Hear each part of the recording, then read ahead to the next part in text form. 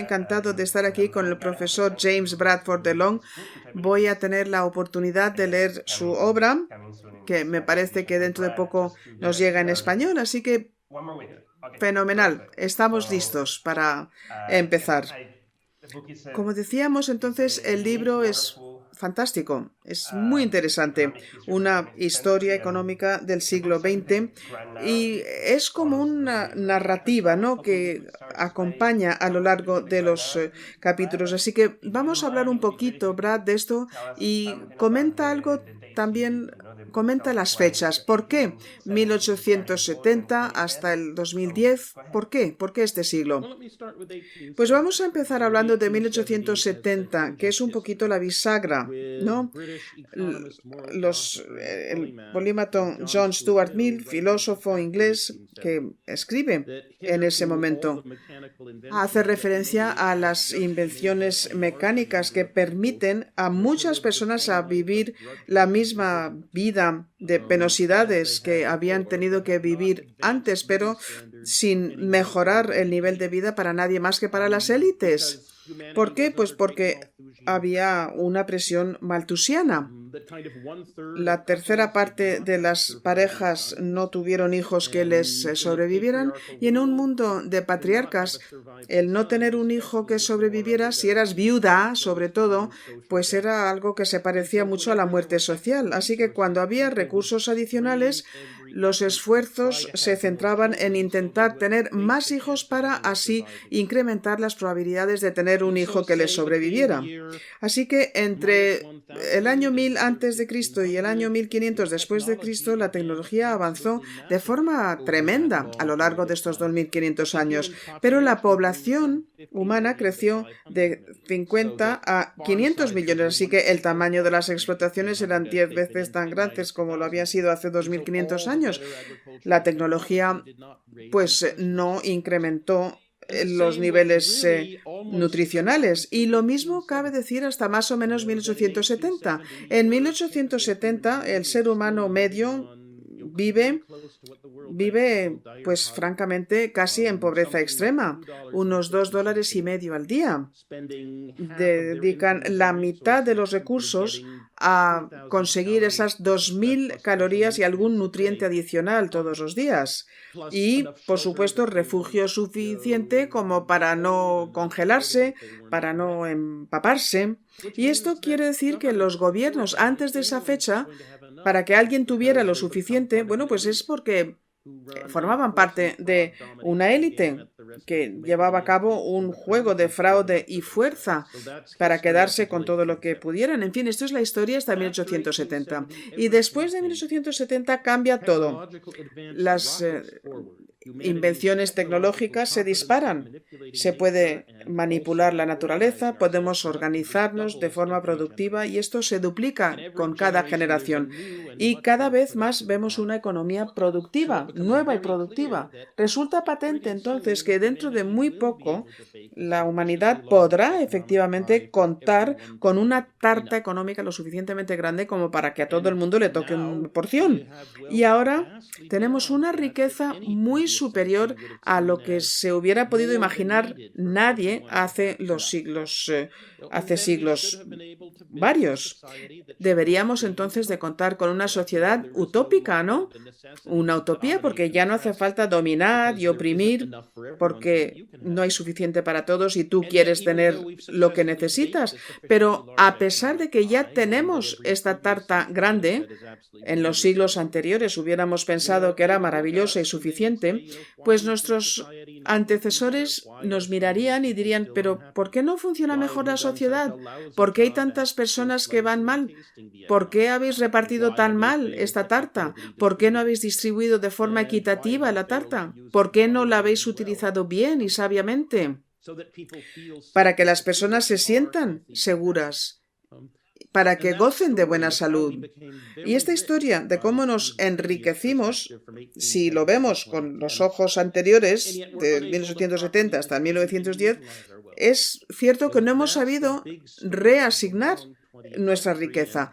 Esta es la historia del siglo XX y todo lo que ha sucedido encaja en esta narrativa. Así que yo intento colocar la historia mundial de 1870 en esta narrativa grande. Creo que lo hago con cierto éxito y un poco de dificultad.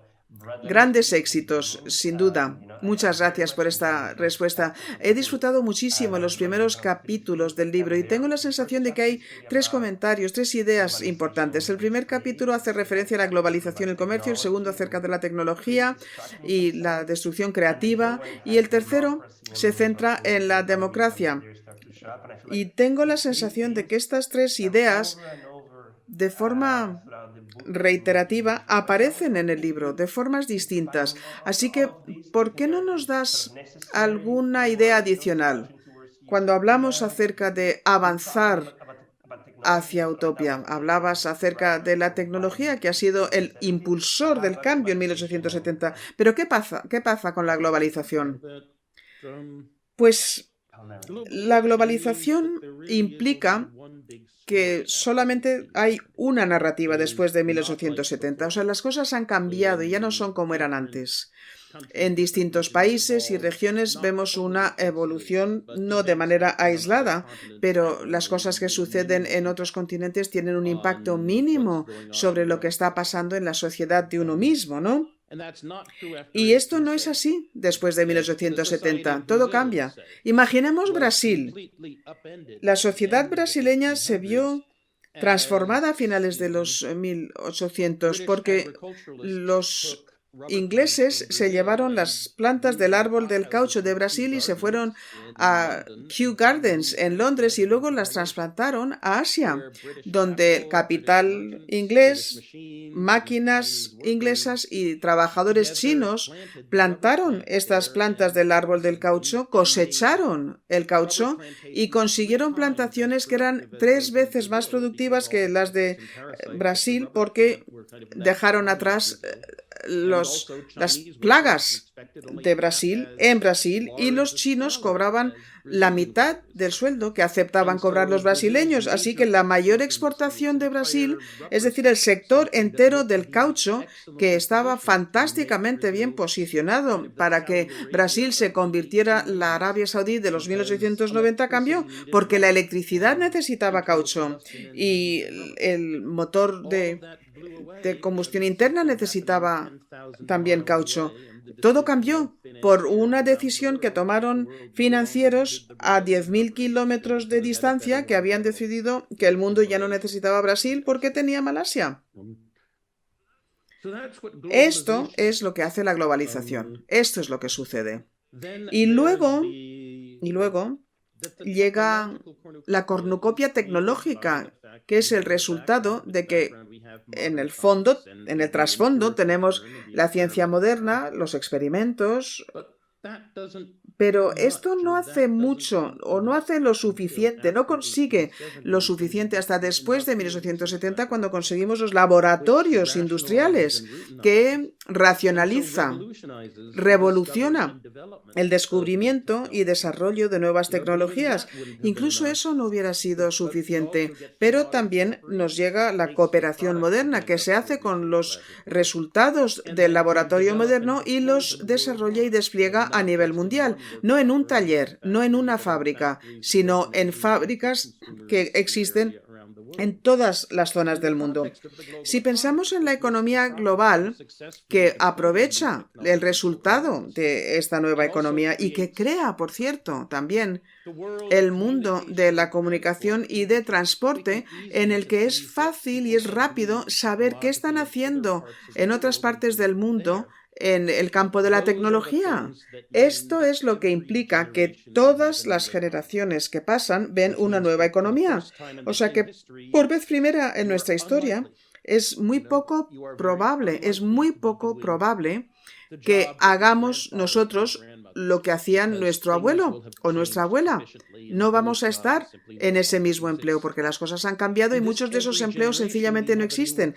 En esta nueva generación hay una nueva economía, así que tenemos que volver a escribir el código de software político, social, económico, cultural, cómo interactuamos, cómo hacemos las cosas, cómo nos comportamos para enfrentarnos al hecho de que ahora mismo la realidad es completamente distinta. Es una economía basada en tecnología y en máquinas.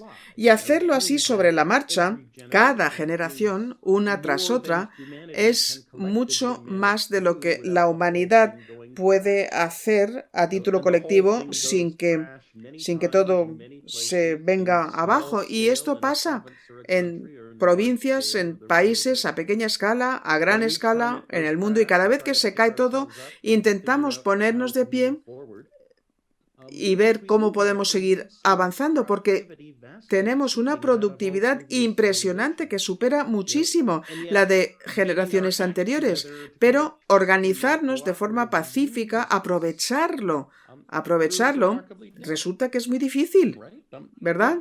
Y ahora mismo, por ejemplo, si yo estuviera en el Kremlin de Moscú y hubiera dicho es muy importante convencer a los ucranianos de que no son otro país, que son más bien una etnia rusa, pues yo gastaría dinero estableciendo compañías del ballet Bolshoi para que visitara Ucrania y contrataría poetas para que leyeran las obras de Pushkin en plazas públicas en Ucrania. Yo no mandaría tanques ni robots asesinos, pero el mundo es el de los carros de combate y el mundo es el de los robots asesinos.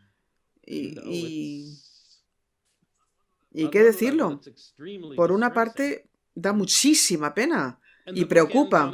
Y acabamos el libro, además, de forma un poco deprimente, porque cuando hablaba de estos años, indicaba que la tecnología nos había ayudado a desarrollarnos rápidamente, pero al hacer frente de las consecuencias de la revolución social una y otra vez, pues nos supera, ¿verdad? Nos supera.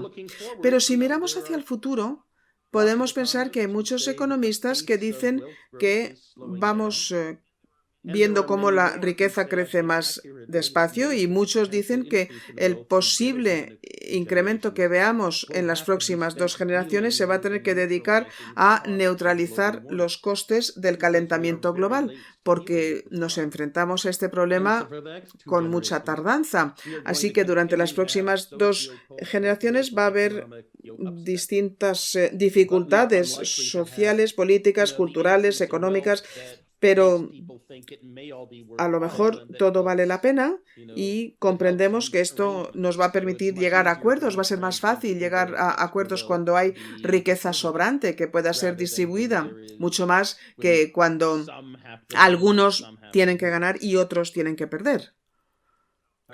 Bien, pues dices que el libro acaba de forma un poquito pesimista, pero es un libro optimista, yo creo.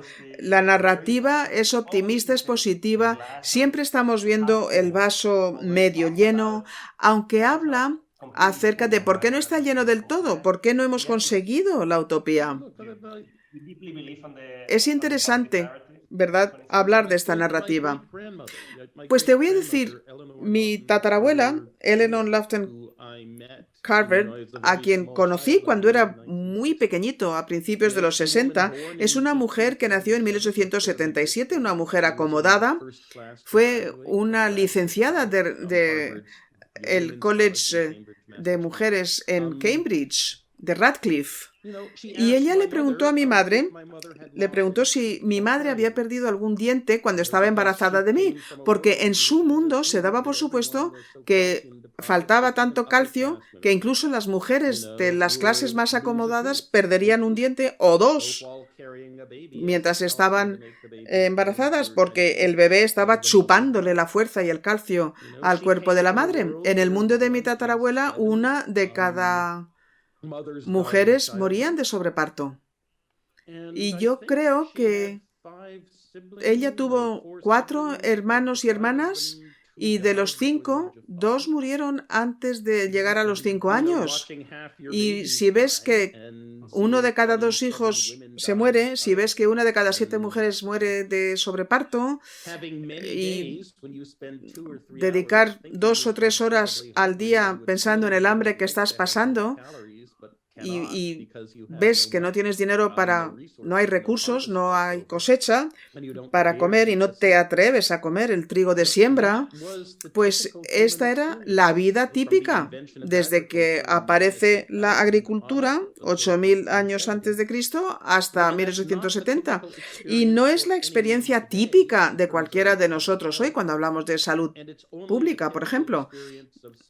Y es la vida de 400 millones de todo el mundo que viven en esta terrible pobreza ahora mismo. Y tengo que decir que es terrible, es vergonzoso, es una ignominia, pero es una parte pequeña de la población del mundo. Sí, el libro lo deja claro, desde luego, y entiendo que también aclaras que hay estas 4 etapas, ¿no? Hablamos de 1870 a 1914, luego después de la Guerra Mundial, del 45 al 75, que son los 30 años gloriosos, esto lo vamos a comentar ahora, y luego está el momento del neoliberalismo, ¿no?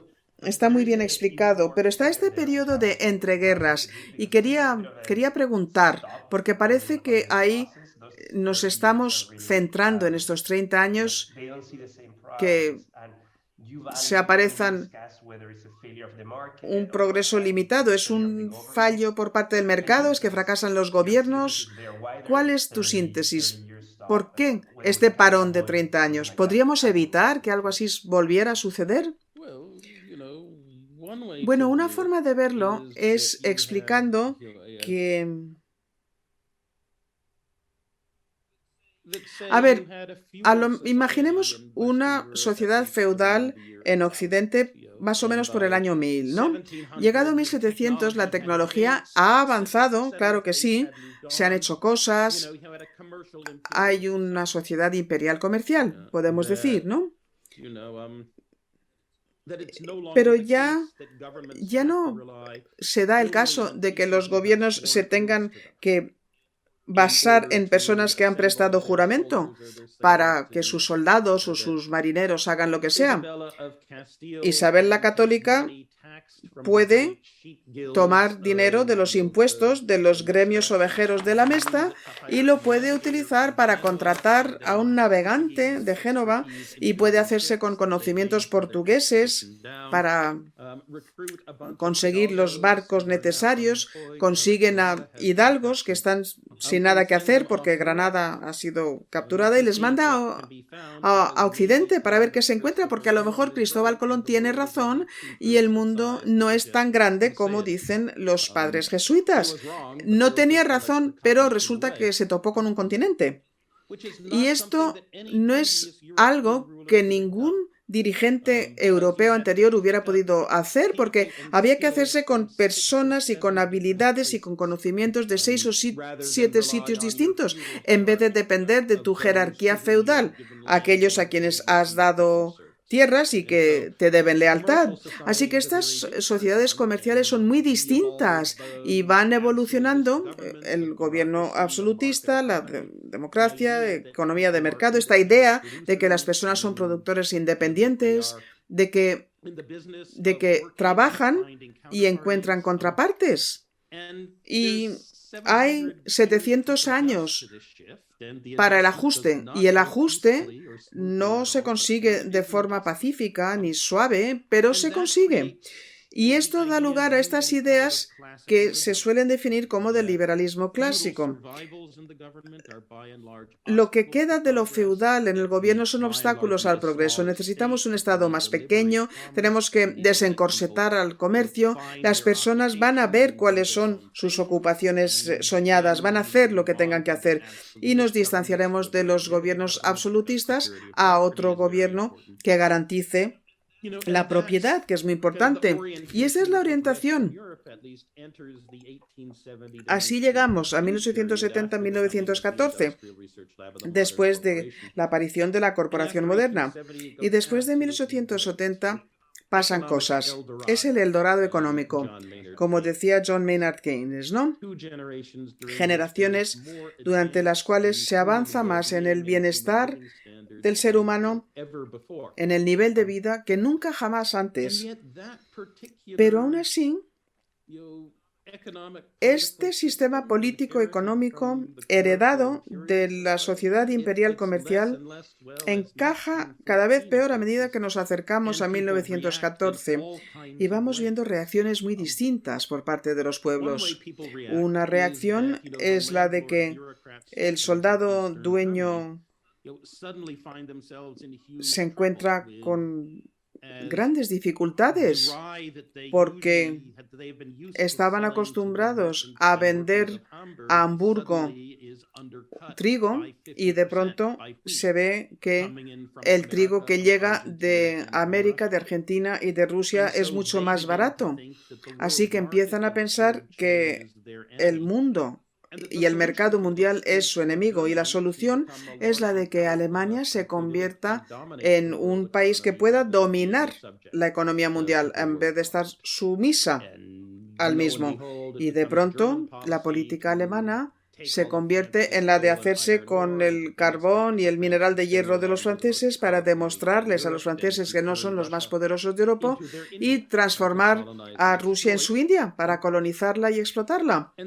Y lo que había sido 50 años durante los cuales las guerras habían sido menores, sobre todo entre las grandes potencias, y nos habíamos centrado todos en el desarrollo, se convierte en una situación en la que los políticos dicen ahora vamos a luchar por la supervivencia de la nación, porque es lo que nos corresponde, y las cosas se descomponen. Y después de 1919 las personas intentan recomponerlo todo y es muy interesante ver cómo fracasan estrepitosamente. ¿Por qué fracasan? ¿Y hasta qué punto fracasan? Bueno, hablábamos acerca de una hegemonía, ¿no? Kindleburger y sus comentarios, este planteamiento del Atlántico Norte. Pues sí, mi profesor, mi maestro Charlie Kindleburger, pensaba que sí, que todo se hubiera podido recomponer si hubiera habido lo que hubo antes de 1914 y después de 1945. Es decir, una potencia, que dominaba, que comprendía que gestionar la economía del mundo era de su incumbencia, porque era tan grande que ningún otro país pudiera planteárselo. Pero después de 1918, Gran Bretaña ya no tiene ese poder y Estados Unidos todavía no parece que tenga ganas y quizás no tiene el poder hasta la Segunda Guerra Mundial. Así que estos intentos de conseguir recomponer a la economía, pues sencillamente no cuajan, no se consigue en absoluto. Y a pesar de todo ello, pues sigue habiendo tecnología que cambia, ¿no? Se da la turbulencia, se da la disrupción, pero no hay riqueza creciente, así que empezamos a ver cómo las personas se enfadan muchísimo. Las personas entonces se pasan al fascismo, se pasan al comunismo, se pasan al nacionalismo. Se vuelven ultracatólicos y dicen el Papa es verdaderamente quien nos va a guiar. En fin, hay muchos movimientos distintos, pero todos dicen tenemos que reformar nuestra sociedad de forma absoluta y total y tenemos que hacerlo según manda este plan ahora mismo, porque si la economía de mercado nos sigue gobernando, vamos a ver que no va a funcionar y quizás nunca funcionó, quizás siempre fue algo que nos inventamos, un espejismo. Esto es lo que se da desde 1914 y en adelante. Y yo creo que tenemos mucha suerte en 1933 porque Franklin Delano Roosevelt es elegido presidente de Estados Unidos y es una persona muy pragmática. No se tiene por político de izquierdas ni de derechas, se tiene por político que dice tenemos que hacer algo, así que lo intenta todo, todo. Si consigues entrar en el despacho Oval con una idea plausible, acaba saliendo del despacho Oval con una agencia y un dinero con el permiso de hacer algo. ¿Que tienes que descomponer los grandes monopolios de servicios públicos? Pues adelante. ¿Hay que gastar dinero para conseguir que la economía se mueva a la keynesiana? Claro que sí. Hay que establecer organizaciones de autorregulación industrial. Sí. Hay que proporcionar una pensión a nivel nacional de desempleo. Sí. Roosevelt lo intenta todo y refuerza aquello que consigue éxito. Y para cuando él fallece, en mitad de la Segunda Guerra Mundial, pues hay un plan, podemos decir, hay un plan cuajado, que es una economía de mercado junto con un Estado que garantiza unos seguros sociales, además basado en un sistema impositivo bastante adelantado y con muchos deseos de desarrollar el progreso, lo que Gary Gersel llama el New Deal Order, el orden del New Deal. Y esto parece que funciona perfectamente durante 30 años después de la Segunda Guerra Mundial. Y, claro, muy importante porque tenías que encajar con el sistema si querías recibir ayuda del Plan Marshall. Y Estados Unidos era una hegemonía muy interesado en garantizar el pleno empleo y crecimiento rápido a nivel mundial, no solamente porque pensaba que era necesario para ganar la Guerra Fría, pero sobre todo para que si la Guerra Fría se tornara caliente, la guerra se daría en Alemania y no en Estados Unidos. Y esto, en perspectiva, pues me parece que es un tiempo maravilloso en el que casi lo conseguimos. Así que si tuvieras que elegir uno de los 4 periodos, ¿cuáles serían? Sí, estos 30 años, sí. Pero mi amigo Yen Yeishan dice que esto es porque yo soy socialdemócrata, que nunca ha abandonado esta idea de que el orden del New Deal se descuajeringó en los 1970 por 4 razones. Porque falló en la prueba de sostenibilidad y porque en cualquier caso ahora mismo, pues no contamos con esa industria a gran escala. No contamos con esas industrias productivas con grandes economías de escala y sus obreros que teníamos en esa generación de después de la Segunda Guerra Mundial. Ahora es todo distinto. Estamos pasando a una configuración basada en la infobiotecnología y el orden del New Deal para estabilizar, necesitaba esta industria de fábricas y obreros. Así que intentar ahora recuperar lo que ha desaparecido hace 2 generaciones es inútil. Igual que sucedió en los años 1920, que querían recomponer el marco que habían heredado de una sociedad imperialista comercial. Bueno, la última parte de este momento, me parece que comentas que la administración implicó 8 o 10 años de un crecimiento fantástico en esta administración de Clinton, ¿no? Pero con un sabor distinto, ¿no? Porque era una democracia social que quedaba un poquito atrás hasta cierto punto y se estaba cociendo otra cosa. Pero no. Perdón, sí. Es que pensábamos que éramos lobos socialdemócratas, pero vestidos con ropaje de ovejas neoliberales. Bueno, en este sistema, entonces, has dicho que estamos en esta versión socialdemócrata. Lo que intento es recalcar es que Hubo un crecimiento notable, sin duda, en esos años, ¿no? Y no sé si te gustaría volver. Tenemos que plantearnos la vuelta o podemos de alguna forma darle una vuelta de tuerca a este orden. Bueno, no podemos volver, no tenemos las grandes industrias, no hay sindicatos, no se puede organizar tan fácilmente. Y también tenemos que reconocer que no tenemos las conexiones sociales, esos vínculos. Por ejemplo, la semana pasada, el financiero Peter Tyler y otros varones de Silicon Valley, pues el Silicon Valley Bank, el SVB, un banco que creía con 116.000 millones de activos, más o menos, está subcapitalizado. Por lo menos, es decir, tiene una pérdida de mark to market en sus cartera de bonos que es muy superior a lo que debería de haber sido. Y sí, si nos planteamos el balance del Silicon Valley Bank, pues sí, se planteaba una plusvalía importantísima, esos bonos que querían aguantar hasta el vencimiento, porque lo que sí que sabemos en este mundo es que los bonos del Tesoro van a estar a la par cuando venzan.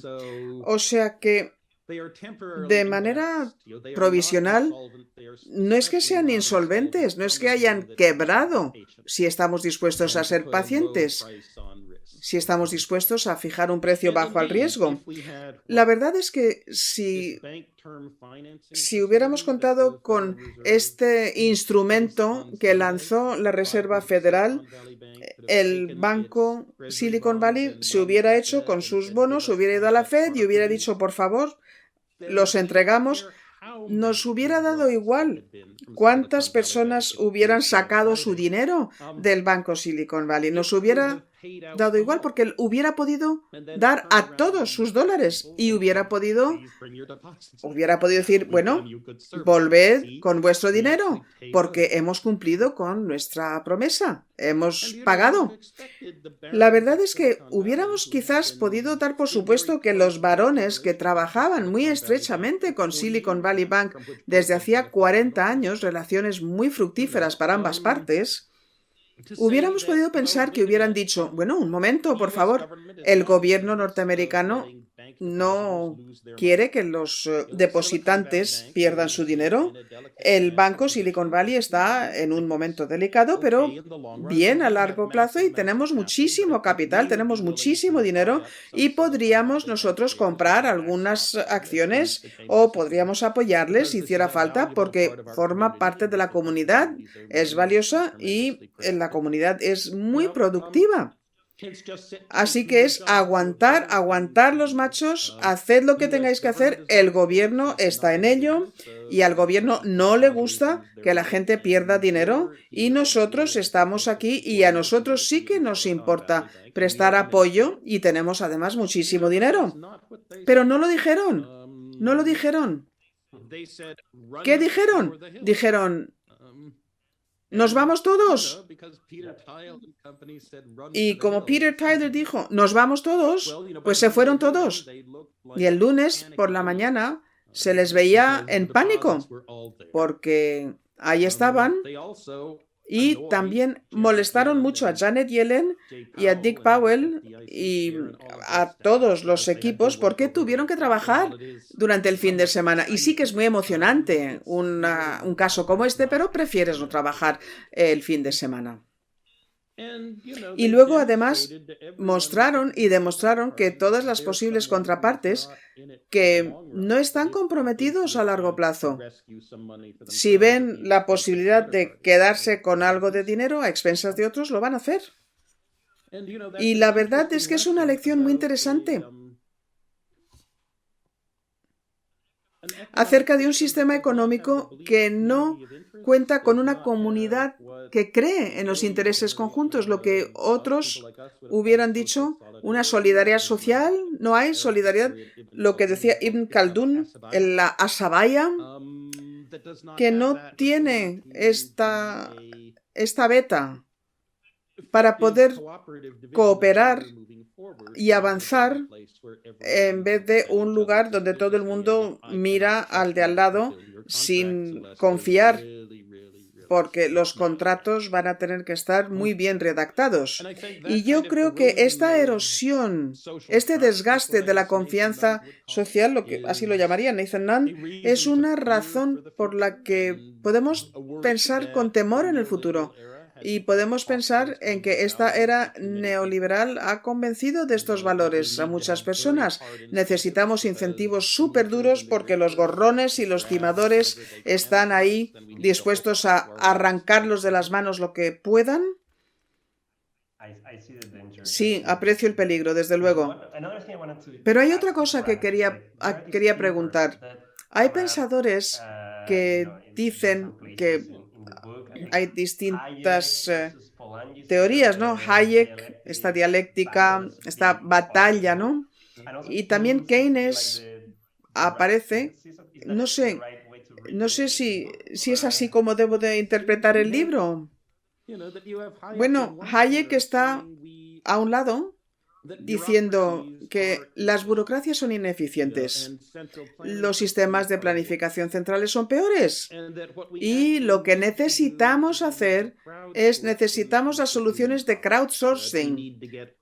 Necesitamos que toda la humanidad piense para resolver conjuntamente el problema y la mejor manera de hacerlo es ver los precios de mercado para que encajen con lo necesario,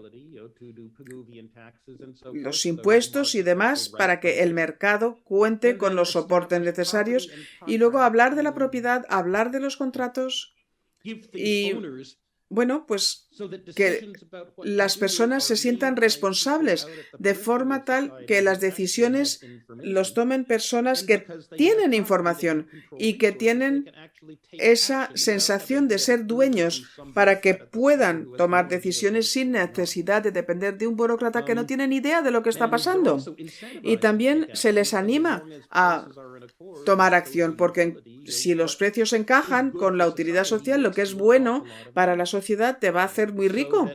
O sea que la economía de mercado quizás es la forma de conseguir el crowdsourcing, el dispositivo quinta esencial, y es maravilloso y lo necesitamos sin duda. Pero como dice Hayek, no es justo, ¿verdad? Da a las personas que están en el momento y en el lugar y que tienen suerte y no da mucho a los demás. Pero Hayek dice que tenemos que olvidarnos del hecho de que no es justo, porque si empezamos a intentar retocarlo, se va a venir abajo. Pero Karl Polanyi dice, bueno, la economía de mercado es una utopía lúgubre. Las únicas personas a quienes ve son los ricos, porque son los únicos que pueden exigir, que pueden pagar, y por tanto los únicos derechos que reconoce son los derechos de la propiedad. Pero las personas no van a soportar una sociedad en la que los únicos derechos vindicados son los de propiedad, van a insistir en otra fórmula. Así que si intentamos empujar demasiado a la sociedad, pues va a explotar.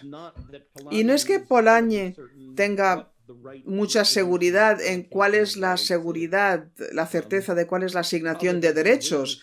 No, pero sí, le gustaría poder ser un socialista de mercado. Desearía que la economía de mercado estuviera imbricada en una sociedad en la que las personas cuidasen y se preocupasen por los demás, en las que hubiera las ventajas del crowdsourcing, de la economía de mercado, pero también que incluyera la preocupación para que las personas tengan el estatus que les corresponde, que se preocupe de la continuidad de las empresas, que hubiera preocupación por la estabilidad. Pero Polanyi básicamente lo que hace es avisarnos diciendo no hay que empujar más el mercado. Si empujamos demasiado, veremos cómo la sociedad lo rompe y entonces tendremos que intentar recoger los trozos. Y de hecho, La mayor parte de la economía política, el proceso por medio del cual se intenta de alguna forma recomponer el marco institucional del intercambio en las relaciones para hacer frente a la tecnología cambiante, se puede describir en este tira y afloja de Polanyi y Hayek. Y luego John Maynard Keynes, yo creo que básicamente lo que está haciendo es gimotear, diciendo, ¡ay, por favor! ¿Por qué no dejas que mis alumnos gestionen la demanda agregada? Podríamos conseguir algo muy parecido al empleo pleno y también podríamos conseguir una buena distribución de ingresos, porque el empleo pleno y estas políticas van a impulsar la economía y los superricos solamente van a poder ejercer poder gastando su capital y dejarán de preocuparnos. Esta preocupación por la distribución de los ingresos, las crisis económicas van a darse si no me hacéis caso a mí. Y si me hicierais caso, pues estaríamos rozando la utopía. Y luego también pienso que Keynes tenía razón, básicamente, pero hay que reconocer que metió la pata, porque estos tipos bajos a lo largo de los últimos 15 años no se han visto acompañados por índices de crecimiento bajos. No lo entiendo. Estos tiempos han sido tiempos de un incremento en la desigualdad económica y esto Keynes no lo previó, no lo esperaba. Y luego está también lo que plantea Jacob Weiner, que es que el keynesianismo básicamente exige expectativas de estabilidad que quedan socavadas, que es el problema de la Reserva Federal hoy, ¿verdad? ¿A qué velocidad va a intentar empujar la economía antes de socavar estas expectativas a largo plazo, ¿no? Y la Reserva Federal ha visto cómo el problema se empeora en estas últimas semanas. Desde luego que sí, qué interesante. Y luego una pregunta un poquito acerca de Schumpeter. Sí, a mí me entristece, la verdad es que lo siento muchísimo. A ver, mi editor Basic se dedican a libros de 300 páginas pensado para, libros que leen las personas normales en el avión. Y yo les he dado un libro de 600 páginas que no es una novela. Es más bien un libro pensado para académicos, ¿no? No está pensado para personas normales y es el doble de largo. Y en vez de decirme, vete a buscar otra casa editorial universitaria, lo publicaron y yo estoy súper agradecido. Pero lamentablemente tuvimos que editar a tijeretazos. Y siento mucho haber perdido la parte de Schumpeter acerca de cómo contamos con estos momentos clave, 20 momentos industriales en el siglo XX, y he mantenido dos, uno acerca de Nikola Tesla y la electricidad y el otro acerca de una empresa de fabricantes de semiconductores, y la gente me grita, ¿por qué no has escrito acerca del petróleo? Pues ahí está el tijeretazo. Y aparte de estos 20, pues ha sido muy importante este sector, ha sido muy importante.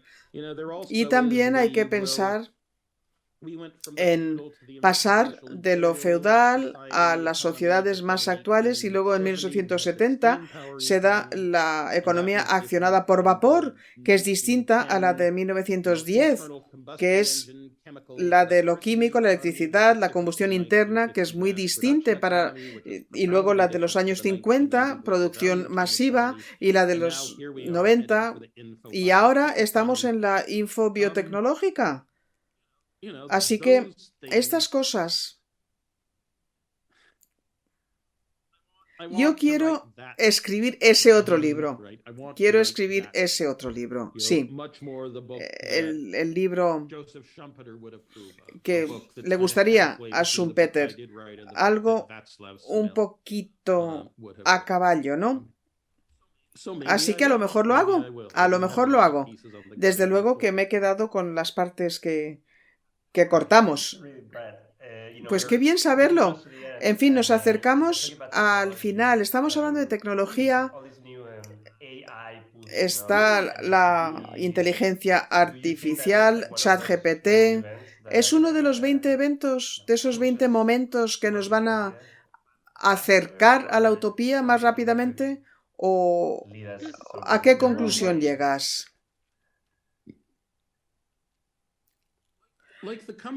Pues, a ver, el PC, por ejemplo, el ordenador personal, multiplicó por 5 la productividad de los trabajadores de cuello blanco, pero también multiplicó por 5 el lío de cosas que tenías que resolver, ¿verdad? Y luego el PC hace que los particulares son mucho más productivos. Pueden crear vídeos, escribir. Es muy bueno para la humanidad, pero tienes que ser selectivo porque hay muchísima producción. Fue un momento importantísimo. Y luego el Internet, esa interconexión y este mundo en el que todo el mundo tiene un móvil al que se dedican, ¿no? Están viéndolo constantemente. Una comunicación constante con amigos en sus redes sociales, todo el tiempo, conectados todo el tiempo. Esto antes era lo que hacían las niñas adolescentes que se agarraban al teléfono en los años 70 y 80, cuando el estereotipo era la adolescente que pasaba 2 horas y media todas las tardes al teléfono charlando con sus amigas acerca de lo que habían hecho durante el día. Esta transformación, bueno, son cosas fantásticas. Y sí, no quiero decir inteligencia artificial porque no es inteligencia artificial. Doctorow dice que mejor utilizar un acrónimo, OMI, que no sé lo que son esas siglas, pero es autocompletar, es decir, las imágenes, el párrafo. Tú alimentas al ChatGPT con un párrafo, entonces se lanza al Internet, busca todos los párrafos en el Internet, encuentra los que más se parecen al párrafo que tú le has dado y luego saca una media y lo tiene en su base de datos y te escupe esa respuesta media. No es una mentira, pero no es pensar. Es que completa algo, desde luego, muy sofisticado, sin duda. Y es maravilloso, porque puede completar una descripción de la imagen y te va a decir algo que se va a parecer mucho a la imagen. ChatGPT puede completar, por ejemplo, un deseo de lo que sería una selección de libros acerca de la historia de la economía. Es muy buena, en tanto en cuanto la información en Internet es bastante buena. Depende de eso, y no es perfecta ni por asomo. Pensaba que Pascua era 9 de abril. Y lo pregunté ayer y tuve que decir, no es así. Pero es maravilloso porque la mayor parte de las veces, de manera instantánea, vas a tener el siguiente párrafo de ideas que se te iba a ocurrir. O sea que el proceso ahora va a exigir solamente editar, que es 5 veces más rápido que escribirlo tú, redactarlo tú. A no ser que seas muy creativo, cuyas ideas no aparecen en Internet, lo que va a hacer, y esto va a ser maravilloso para todos nosotros que nos dedicamos a redactar, escribir, hacer vídeos, dibujar, lo que sea. Pero esta idea de que tenemos que acabar siempre diciéndole, por favor, no acabes con la raza humana, por favor, no intentes dominar el mundo, pues yo creo que no, que esto es excesivo. Sencillamente se hace con el corpus del conocimiento humano que existe en Internet y de alguna forma saca la media de los párrafos que suelen seguir a otros párrafos. Hitchcock lo describió muy claramente. Podemos ver de dónde consigue la información, pero no acaba de cuajar. Pues muchísimas gracias, Brad. Muchísimas gracias. Ya toca el final de la entrevista. Muchas gracias por dedicarnos el tiempo y también Gracias a la Fundación Rafael del Pino por permitirnos. Yo, como antiguo alumno, tengo que decir que es un grupo maravilloso. El libro es fantástico. Muchísimas gracias por haberlo escrito y muchas gracias por haber estado con nosotros. Gracias a todos.